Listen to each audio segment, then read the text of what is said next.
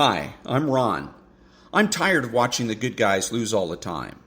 When you're right and you're losing the argument, you know that something is wrong. So I'm finding out what is wrong and righting it. I'm biased, not neutral. I am biased in favor of what is right and biased against what is wrong. I'm one of the good guys, a true conservative. The bad guys, however you care to define them, socialist, lefty, communist, liberal, rhino, are the ones that promote the wrong. The people that promote insanity, stupidity, immorality, and ugliness. That is what cultural and political arguments come down to. Right and wrong, good and bad, beautiful and ugly.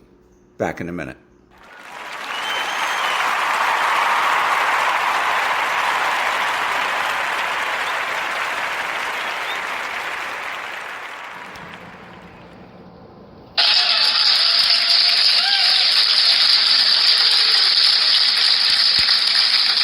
Your sneaking days are over, my friend.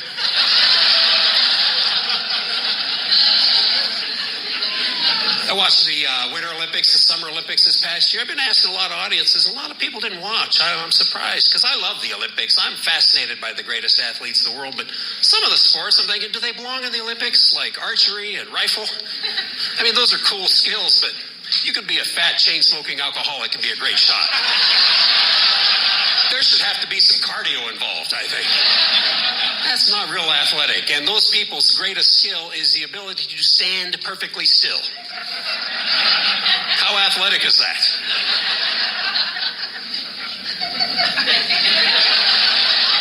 I'm one of the greatest athletes in the world. Ever since I was 6, everybody's been calling me the Aimer.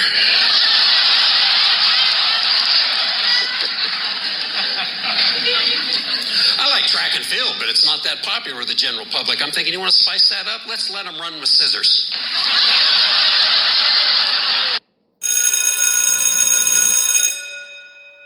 Good morning. It's Monday, Medal of Honor Monday, July the 31st, and this is The True Conservative. Welcome to all the butchers, bakers, and candlestick makers out there. I'm Ron, your host, and the only true conservative in the United States today. So today, after the Serenity Prayer and the patriotic song of the day, we will have Witness, No Free Lunch, The Rape of the Mind, Fox News, American Enterprise Institute, Byron Donalds, Alex-Epstein, and the presentation of the Medal of Honor. All that and more when I get back.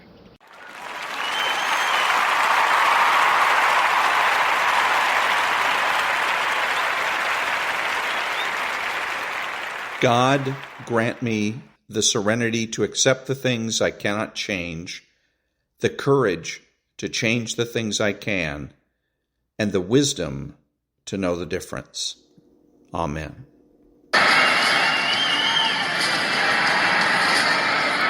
Ladies and gentlemen, please remain standing and remove your hats for the national anthem of the United States of America.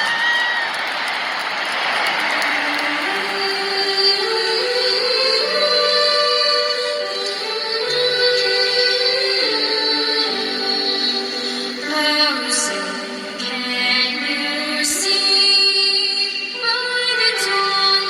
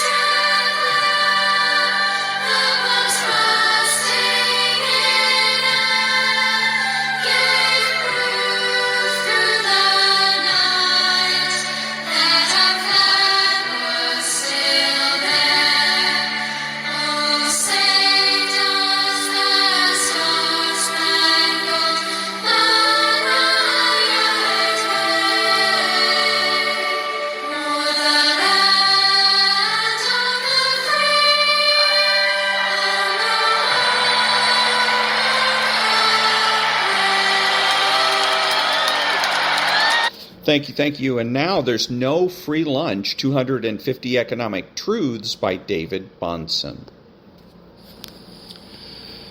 The whole gospel of Karl Marx can be summed up in a single sentence. Hate the man who is better off than you. Never, under any circumstances, admit that his success may be due to his own efforts, to the productive contribution he has made to the whole community. Always attribute his success to the exploitation, the cheating, the more or less open robbery of others. Never, under any circumstance, admit that your own failure may be owing to your own weakness, or that the failure of anyone else may be due to his own defects, his laziness, incompetence, improvidence, or stupidity. Henry Hazlitt. Marxism is, at its core, a theology of oppression, the belief that history is the story of a victim and a victimizer. It must first start with a demonization of who will fit this role of victimizer, and to do that, the achievements of the successful must be reduced to sinisterism. But just as much as fantasy is needed to create this oppressor, so is fantasy needed to create the permanently oppressed. And that was There's No Free Lunch by David-Bahnsen. Back in a minute.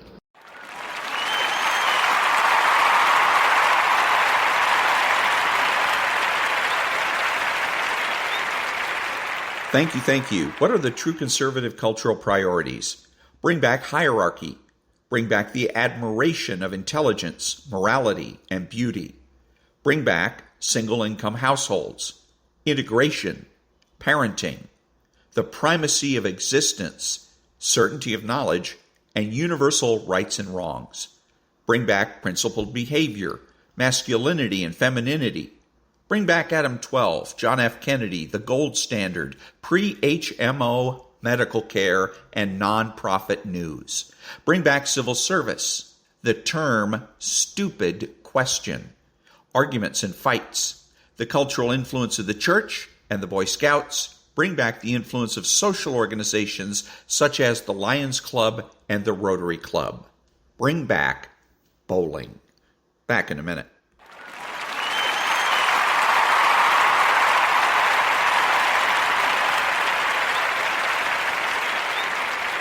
Thank you. Now a little bit of Maria Bartiromo. I want to ask you about your investigation, but first let me get to this breaking news. I have in my hand a letter from the Department of Justice that was sent to the Southern District of New York on Saturday. By the way, Devin Archer is testifying on Monday. Do you usually see the DOJ send letters like this out on a Saturday?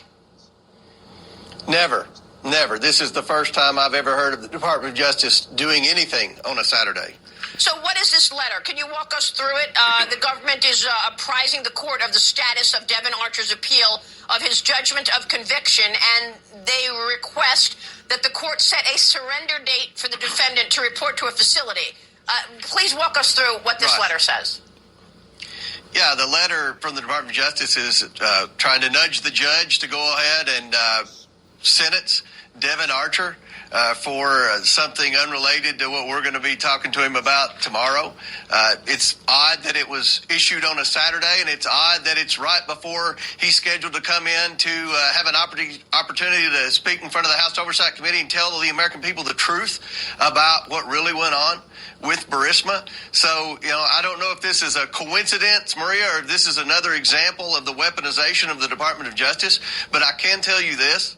The lengths to which the Biden legal team has gone to try to intimidate our witnesses, to coordinate with the Department of Justice, and to certainly coordinate with the Democrats on the House Oversight Committee to encourage people not to cooperate with our investigation, to encourage banks not to turn over bank records, to encourage Treasury not to let us have access to those suspicious activity reports. It's very troubling, and I believe that this is another violation of the law. This is obstruction of justice, but nevertheless, we're going to continue.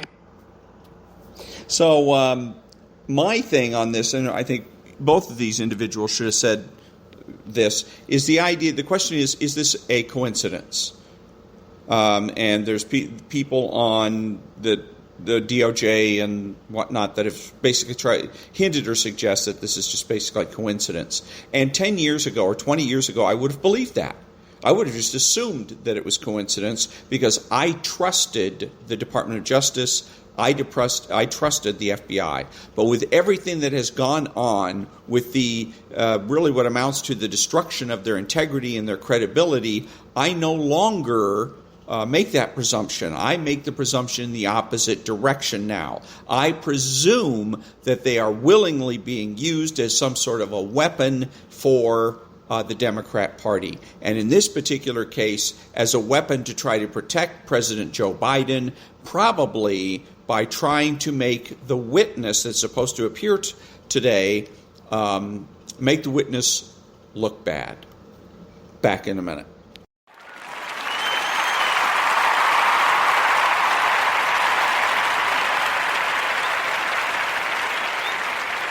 Thank you. And now, the rape of the mind. The public opinion engineers. The conviction is steadily growing in our country that an elaborate propaganda campaign for either a political idea or a deep freeze can be successful in selling the public any idea or object one wants them to buy, any political figure one wants them to elect.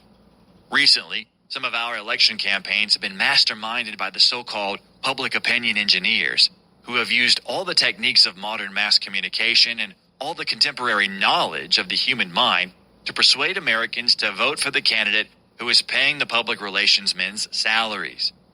The danger of such high-pressure advertising is that the man or the party who can pay the most can become, temporarily at least, the one who can influence the people to buy or to vote for what may or may not be in their real interest. The specialists in the art of persuasion and the molding of public sentiment may try to knead man's mental dough with all the tools of communication available to them. Pamphlets, speeches, posters, billboards, radio programs, and TV shows. They may water down the spontaneity and creativity of thoughts and ideas into sterile and streamlined cliches that direct our thoughts, even although we still have the illusion of being original and individual. What we call the will of the people, or the will of the masses, we only get to know after such collective action is put on the move, after the will of the people has been expressed either at the polls or in fury and rebellion. This indicates again how important it is who directs the tools and machines of public opinion. In the wake of such advertising and engineering of consent, the citizens' trust in his leaders may become shaken, and the populace may gradually grow more and more accustomed to official deceit. Finally, when people no longer have confidence in any program, any position, and when they are unable to form intelligent judgments anymore, they can be more easily influenced by any demagogue or would-be dictator, whose strength appeals to their confusion and their growing sense of dissatisfaction. Perhaps the worst aspect of this slick merchandising of ideas is that too often, even those who buy the experts, and even the opinion experts themselves, are unaware of what they are doing. They are too swayed by the current catchword, management of public opinion, and they cannot judge any more the tools they have hired. The end never justifies the means. Enough steps on this road can lead us gradually to totalitaria. At this very moment in our country, an elaborate research into motivation is going on, whose object is to find out why and what the buyer likes to buy. What makes him tick? The aim is to bypass the resistance barriers of the buying public.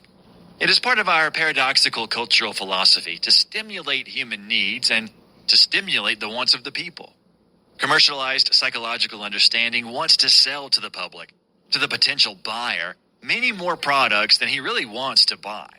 In order to do this, rather infantile impulses have to be awakened, such as sibling rivalry and neighbor envy, the need to have more and more sweets, the glamour of colors, and the need for more and more luxuries. The commercial psychologist teaches the seller how to avoid unpleasant associations in his advertising, how to stimulate, unobtrusively, sex associations, how to make everything look simple and happy and successful and secure. He teaches the shops how to boost the buyer's ego, how to flatter the customer. The marketing engineers have discovered that our public wants the suggestion of strength and virility in their products. A car must have more horsepower in order to balance feelings of inner weakness in the owner. A car must represent one's social status and reputation, because without such a flag, man feels empty. Advertising agencies dream of Universitas Advertensis, the world of glittering sham ideas, the glorification of mundus vult decipi, the intensification of snob appeal, the expression of vulgar conspicuousness, and all this in order to push more sales into the greedy mouths of buying babies. In our world of advertising, artificial needs are invented by sedulous sellers and buyers. Here lies the threat of building up a sham world that can have a dangerous influence on our world of ideas. This situation emphasizes the neurotic greed of the public, the need to indulge in private fantasies at the cost of an awareness of real values. The public becomes conditioned to meretricious values. Of course, a free public gradually finds its defenses against slogans, but dishonesty and mistrust slip through the barriers of our consciousness and leave behind a gnawing feeling of dissatisfaction. After all, advertising symbolizes the art of making people dissatisfied with what they have. In the meantime, it is evident man sustains a continual sneak attack on his better judgment. In our epoch of too many noises and many frustrations, many free minds have given up the struggle for decency and individuality. They surrender to the zeitgeist, often without being aware of it. Public opinion molds our critical thoughts every day. Unknowingly, we may become opinionated robots, the slow coercion of hypocrisy, of traditions in our culture that have a leveling effect. These things change us. We crave excitement, hair-raising stories, sensation. We search for situations that create superficial fear to cover up inner anxieties. We like to escape into the irrational because we dislike the challenge of self-study and self-thinking. Our leisure time is occupied increasingly by automatized activities in which we take no part, listening to piped-in words and viewing television screens. We hurry along with cars and go to bed with a sleeping pill. This pattern of living in turn may open the way for renewed sneak attacks on our mind. Our boredom may welcome any seductive suggestion. And that was the Public Opinion Engineers from The Rape of the Mind. Back in a minute.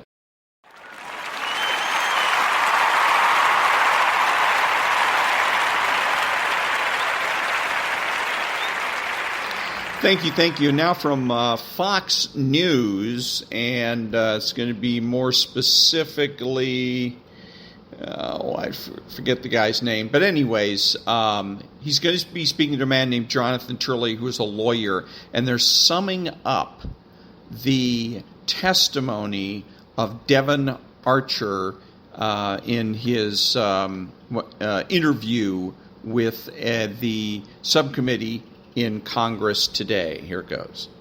Somebody who actually understands these matters, who is following them carefully, is here to talk to us. That being the great Jonathan Turley, George Washington University law professor, constitutional law attorney, and Fox News contributor. Simple one to start with, Jonathan. What did you make of this? What did we learn from this hearing? Well, from the accounts that we have gotten out of that meeting, they are breathtaking.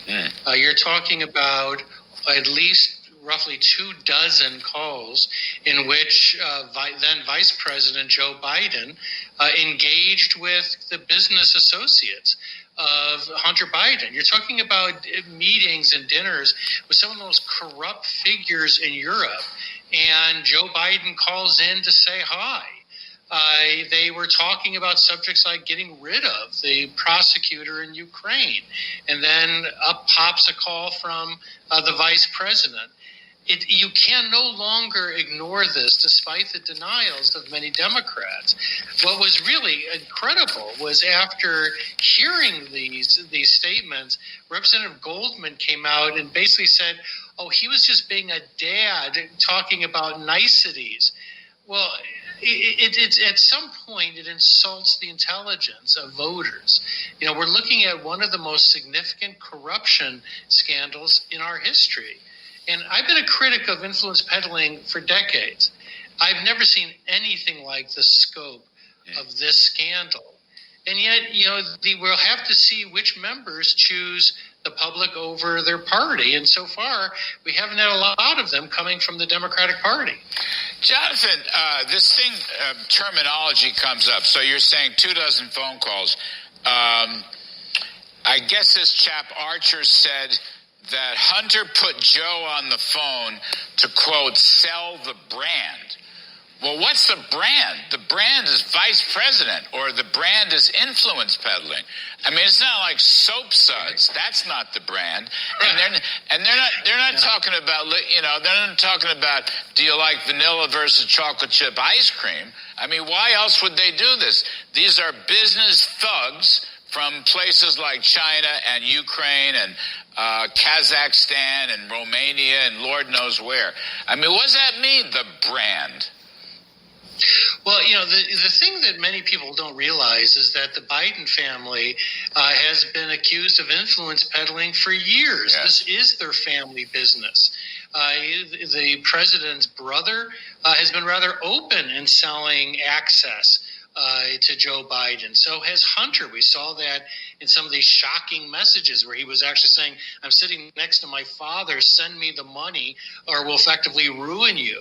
It was also evident in messages where Hunter Biden told his business associates, this is what we do. This is what the Bidens are good at. Well, it is what they're good at. They've made millions. But it's now falling apart because the Democrats lost control of the House and they have started to investigate these matters. And every day we reach a new shocking level of corruption. I mean, this is the first, I think, absolute ratification of these phone calls, because Joe Biden has been denying all of it, and Hunter Biden doesn't talk much about it or tries not to talk much about it. And, we've talked about the restaurant Cafe Milano in Washington and so forth. But I think this is the first authenticate. I mean, this guy, Devin Archer, was in the middle of everything. He was Hunter's pal. He helped set up a lot of these funds, and he helped direct the money in the funds, and he was a liaison to Joe. And as we know, they all played golf together. So I'm just saying the significance, Jonathan, is that this insider, this dear family friend, best friend forever, as I call it, BFF, comes out and says this. And I assume he's under oath. You tell me. But that's the way I read the significance of this. Yeah, he wasn't under oath, but it's still a crime to lie to congressional investigators. You don't need to put him under oath. And what we now know, I think very clearly, is the president has been lying. He's been saying for years that he hasn't discussed the business dealings of his son. He's had no involvement or knowledge. That was previously contradicted. People forget about people like Tony Bobulinski, who said that he actually sat down with the vice president to discuss business dealings. They forget the audio tapes of the president discussing business dealings appearing in the press. And so this just further demolishes those denials. But the question now is, why was the president lying? So that's where I'm going to stop it right now, because now it's kind of starting to wind down. But I like this. Part of this, I feel happier or more excited or whatever. President Biden is a guy that has been lying his way through his political career, through 30 years in the Senate, and got caught in it. I mean, bald-faced lies, caught lying, and gets reelected. I don't know what the heck is wrong with the people in Delaware and why they kept reelecting this boob. And I don't understand why Barack Obama would want to have him as a vice president. He's horrible. He is apparently just a grifter and a liar, chronic liar, and he's gotten away with it for decades. And it now looks as though he might finally get punished in some sort of a way that hopefully he'll be forced from office. Whether he has to resign in disgrace or he's impeached matters little to me, but I want to see him get punished because that's what he deserves. He does not deserve to be president of the United States. He does not deserve to be thought of he doesn't deserve to have friends, and he just doesn't deserve to have a good reputation. Let's put it that way. Back in a minute.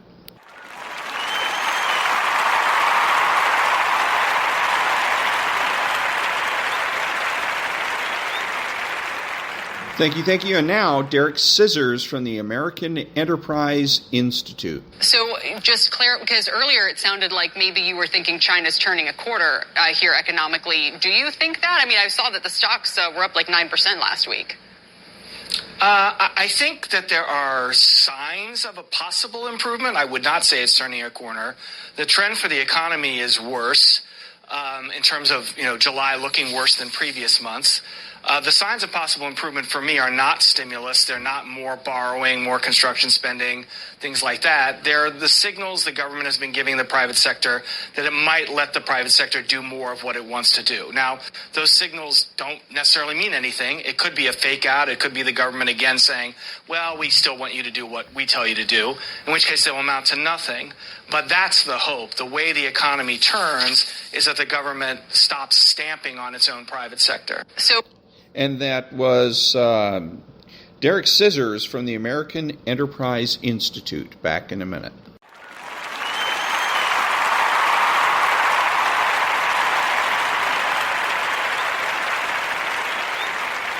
Thank you. And now, Congressman Byron Donalds. For me, it's about just telling the truth about what's actually happening and not being afraid of that.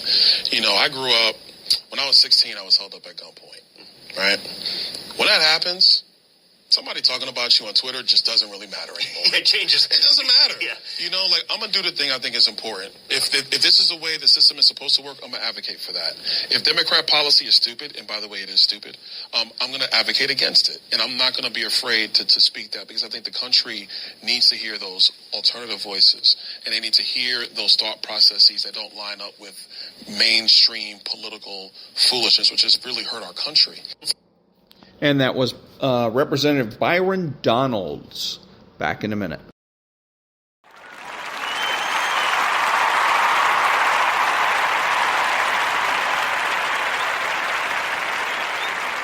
Thank you. Now, Alex-Epstein. So absent whatever the science is, the goal should be global human flourishing. Climate is at most one aspect of that. So that's why I stress that. And then when you're thinking about, so I'm saying more oil, coal, and natural gas, not less. And then the next thing I say, it's ordered a little differently in the book, is that if we're thinking about should we continue using fossil fuels, that's oil, coal, and natural gas, should we diminish them, should we increase them, you're looking at it from a human flourishing perspective, and essential to doing that is you need to carefully weigh the benefits and the negative side effects of that. And I argue that in our culture, we tend to only look at negative side effects and not benefits. And that's a terrible, terrible way of thinking of it. So, for example, I mentioned this guy, Michael Mann. He has a whole book on fossil fuels and climate. But when he talks about food, he only talks about, hey, what are the negative side effects of fossil fuel use on food? And that's a fine thing to look at it's a good thing to look at insofar as you're doing it accurately, which I don't think he is. But revealingly, he has nothing about the benefits of fossil fuels to food, even though fossil fuels literally make it possible to feed 8 billion people because they provide the fuel for all the amazing agricultural equipment, particularly diesel fuel, which is very hard to replace. And also they provide natural gas, which is the basis of modern fertilizer that allows us to feed 8 billion people. So my view is you need to carefully weigh the benefits and side effects. And actually my argument is if you do that, it's pretty obvious that we need more fossil fuels. And the basic reason is the benefits of having what I call cost-effective energy, so low-cost, reliable energy that's versatile, it can power every type of machine, that's scalable, that can provide energy for billions of people in thousands of places. That's literally the difference between poverty and prosperity, between danger and safety. When you have a lot of energy, you have an abundant and safe world. When you don't, you have a deficient and dangerous world. And that was Alex-Epstein. Back in a minute.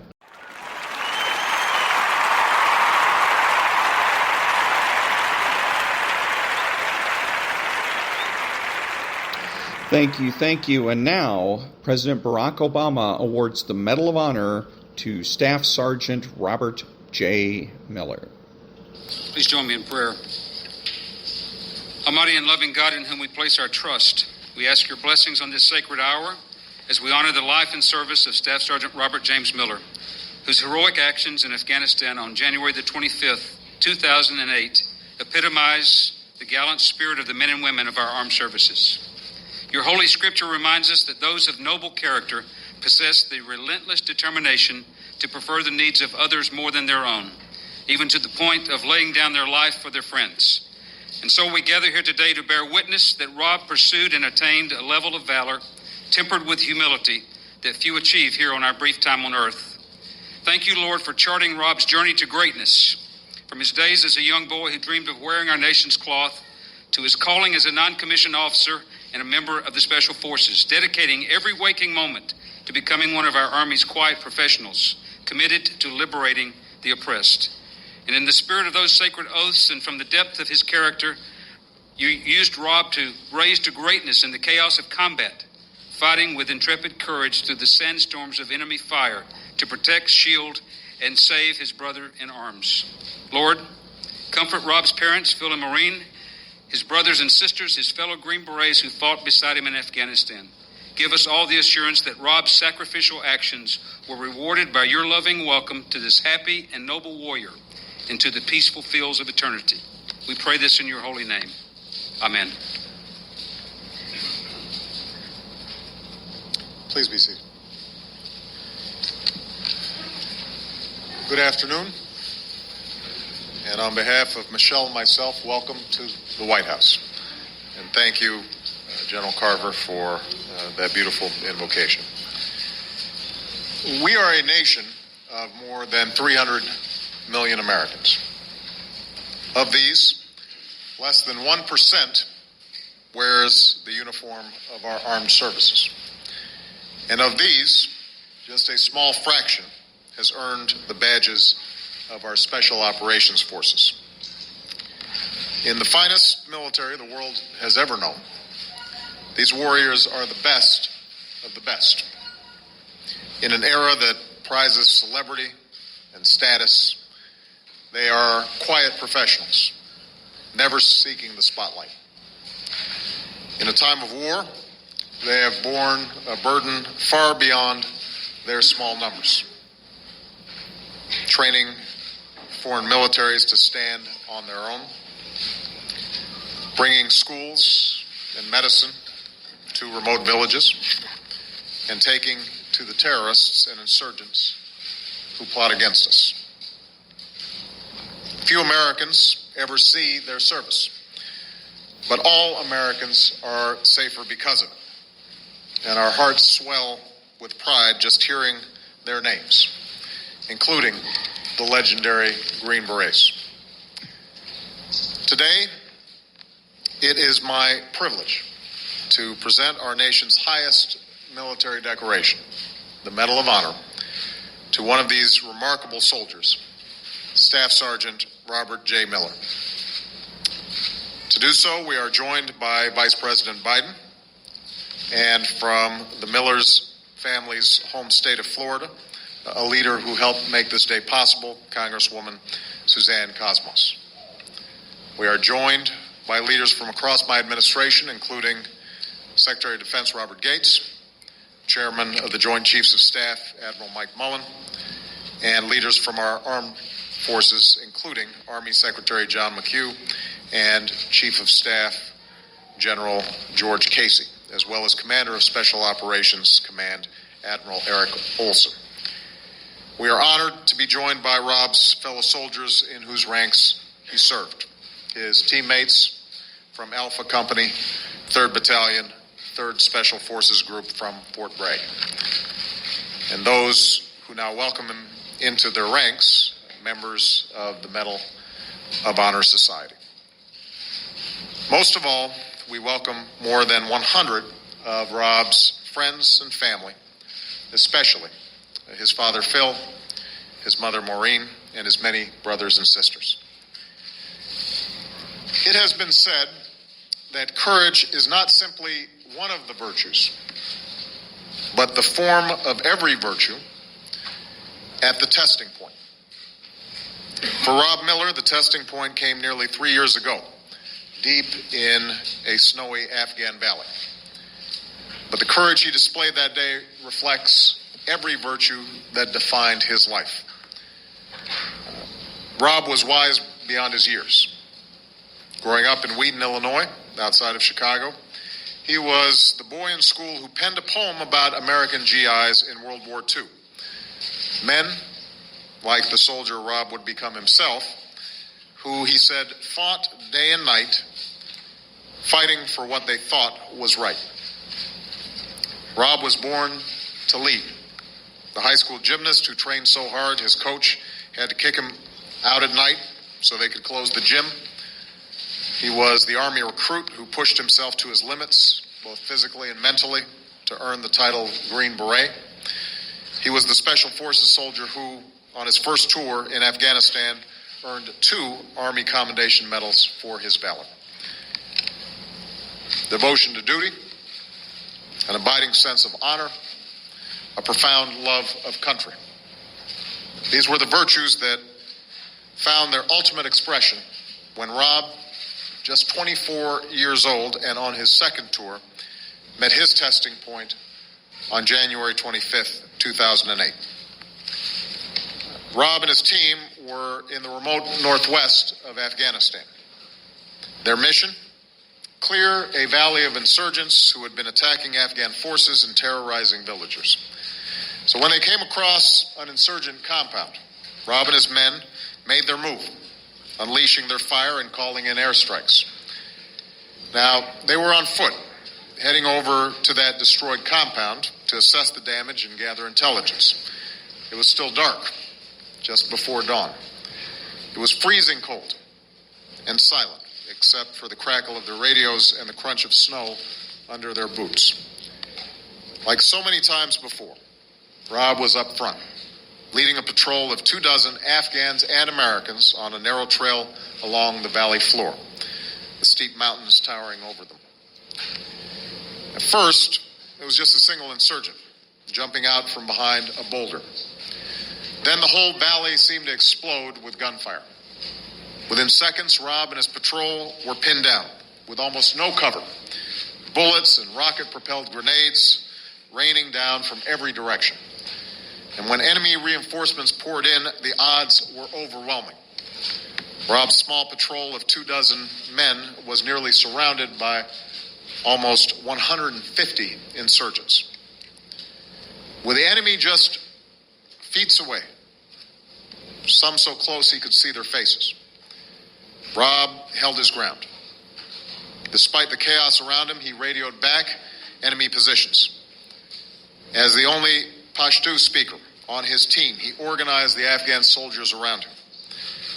But the incoming fire, in the words of one soldier, was simply astounding. Rob made a decision. He called for his team to fall back. And then he did something extraordinary. Rob moved in the other direction, toward the enemy, drawing their guns away from his team and bringing the fire of all those insurgents down upon himself. The fighting was ferocious. Rob seemed to disappear into clouds of dust and debris, but his team could hear him on the radio, still calling out the enemy's position. And they could hear his weapon, still firing as he provided cover for his men. And then, over the radio, they heard his voice. He had been hit. But still, he kept calling out enemy positions. Still, he kept firing. Still, he kept throwing his grenades. And then they heard it. Rob's weapon fell silent. This is the story of what one American soldier did for his team, but it's also a story of what they did for him. 2 of his teammates braved the bullets and rushed to Rob's aid. In those final moments, they were there at his side. American soldiers there for each other. The relentless fire forced them back, but they refused to leave their fallen comrade. When reinforcements arrived, these Americans went in again, risking their lives, taking more casualties, determined to bring Rob Miller out of that valley. And finally, after fighting that raged for hours, they did. When the dust settled and the smoke cleared, there was no doubt Rob Miller and his team had struck a major blow against the local insurgency.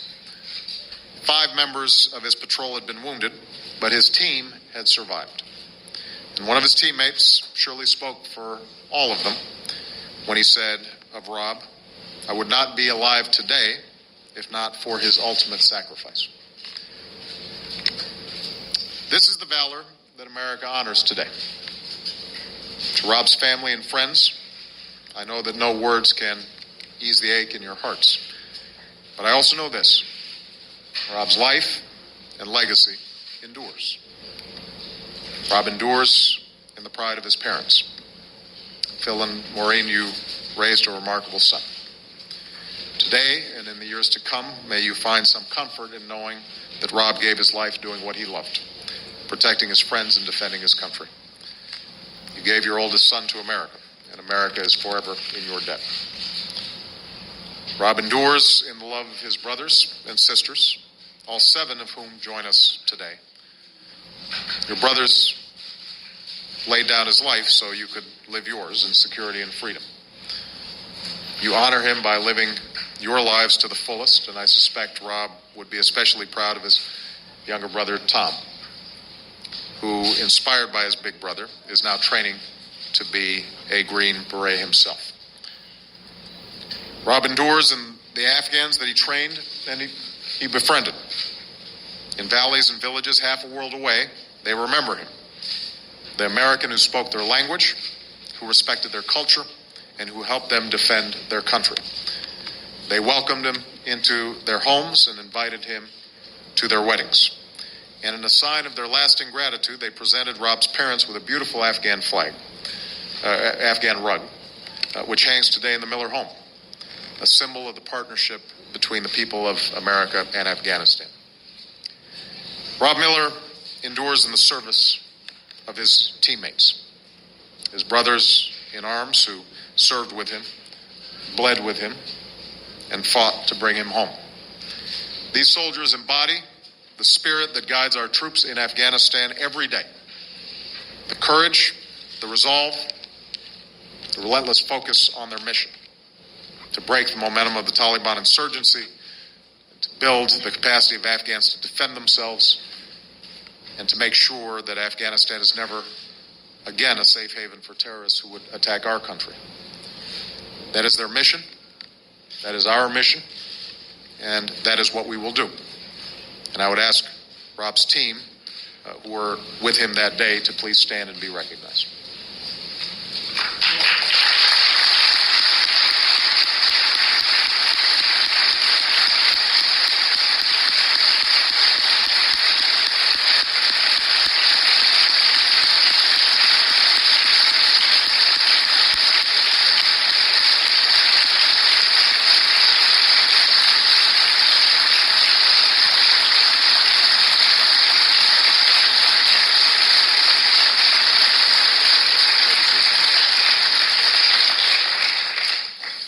Finally, Rob Miller and all those who give their lives in our name endure in each of us.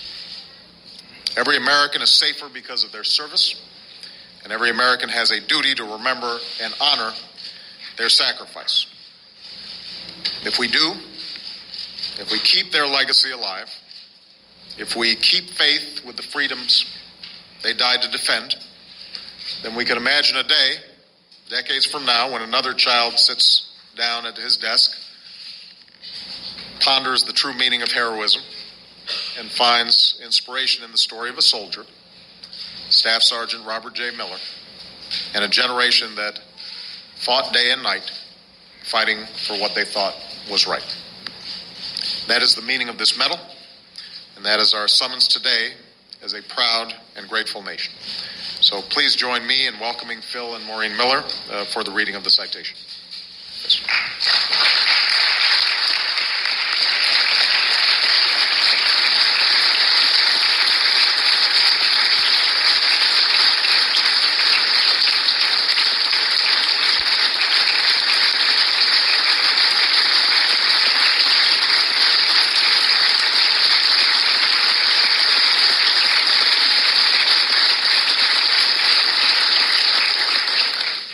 President of the United States of America, authorized by Act of Congress, March 3rd, 1863, has awarded, in the name of the Congress, the Medal of Honor to Staff Sergeant Robert J. Miller, United States Army, for conspicuous gallantry and intrepidity at the risk of life above and beyond the call of duty. Staff Sergeant Robert J. Miller distinguished himself by extraordinary acts of heroism while serving as the Weapons Sergeant in Special Forces Operational Detachment Alpha, 3312, Special Operations Task Force 33, Combined Joint Special Operations Task Force Afghanistan, during combat operations against an armed enemy in Kunar Province, Afghanistan on January 25, 2008. While conducting a combat reconnaissance patrol through the Garwadesh Valley, Staff Sergeant Miller and his small element of U.S. and Afghan National Army soldiers engaged a force of 15 to 20 insurgents occupying prepared fighting positions. Staff Sergeant Miller initiated the assault by engaging the enemy positions with his vehicle's turret-mounted Mark 19 40mm automatic grenade launcher, while simultaneously providing detailed descriptions of the enemy positions to his command, enabling effective, accurate close air support. Following the engagement, Staff Sergeant Miller led a small squad forward to conduct a battle damage assessment. As the group neared the small, steep, narrow valley that the enemy had inhabited, a large, well-coordinated insurgent force initiated a near ambush, assaulting from elevated positions with ample cover. Exposed and with little available cover, the patrol was totally vulnerable to enemy rocket-propelled grenades and automatic weapons fire. As a point man, Staff Sergeant Miller was at the front of the patrol, cut off from supporting elements and less than 20 meters from enemy forces. Nonetheless, with total disregard for his own safety, he called for his men to quickly move back to covered positions as he charged the enemy over exposed ground and under overwhelming enemy fire in order to provide protective fire for his team. While maneuvering to engage the enemy, Staff Sergeant Miller was shot in the upper torso. Ignoring the wound, he continued to push the fight, moving to draw fire from over 100 enemy fighters upon himself. He then again charged forward through an open area in order to allow his teammates to safely reach cover. After killing at least 10 insurgents, wounding dozens more, and repeatedly exposing himself to withering enemy fire while moving from position to position, Staff Sergeant Miller was mortally wounded by enemy fire. His extraordinary valor ultimately saved the lives of 7 members of his own team and 15 Afghan National Army soldiers. Staff Sergeant Miller's heroism and selflessness above and beyond the call of duty and at the cost of his own life are in keeping with the highest traditions of military service and reflect great credit upon himself and the United States Army.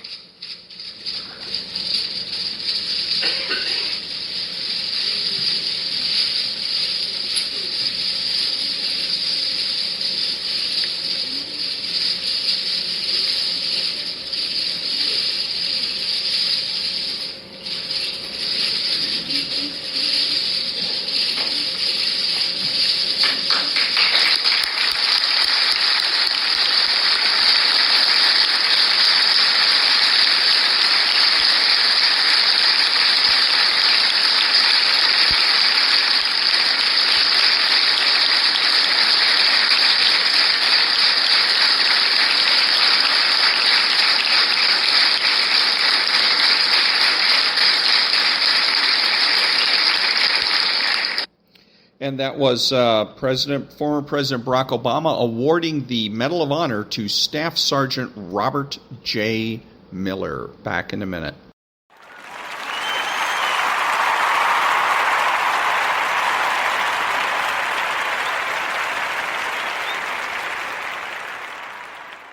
Thank you. I'm Ron, your host, and the only true conservative in the United States today, bidding adios to all of the butchers, bakers, and candlestick makers out there. And until next time, be honest, be smart, be beautiful, and remember that the left has no authority, no power, and they can't win.